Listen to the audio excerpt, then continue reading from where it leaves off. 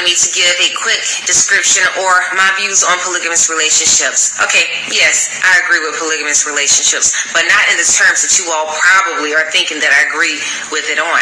See, polygamous relationships were originally built around building security, building an empire, building a nation of people. See, in BC, back before Christ, obviously, when you read the Bible, these kings, they had multiple wives, but it was not for any sexual desires. It was to build a nation.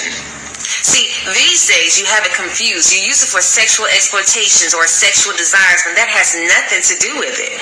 See, my thing is, you men and some women, but very rarely women, but mostly men, you're trying to use it to benefit yourself instead of benefiting others. See, if you brought two women together who both had really good stable jobs, plus that one man, which is the king, which is the leader, who also had a good job.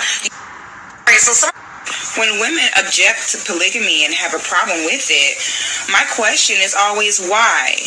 Who has conditioned you to have an issue with that? It's the way of your ancestors. And it's not to be confused that the purpose of polygamy was for sexual exploitation purposes.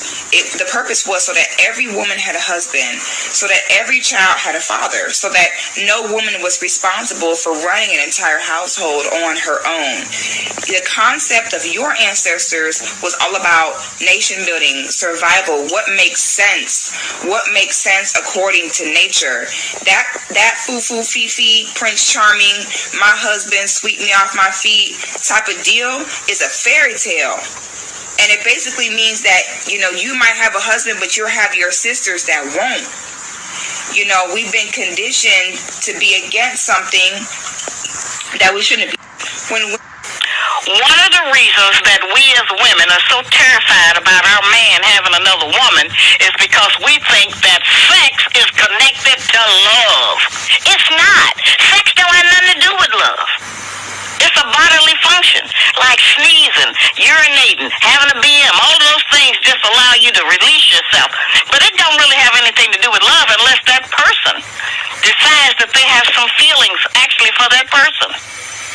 Now, we know it don't have nothing to do with love because that's why you can do it by yourself, to get that same feeling almost. So it's not based on that. But we as women think that, if he's inside her body like he's inside mine, he loves her more than he loves me. And that's not true.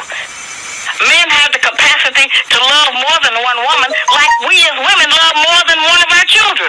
We love all of our children the same. We don't have no best child or second best child. We love them all.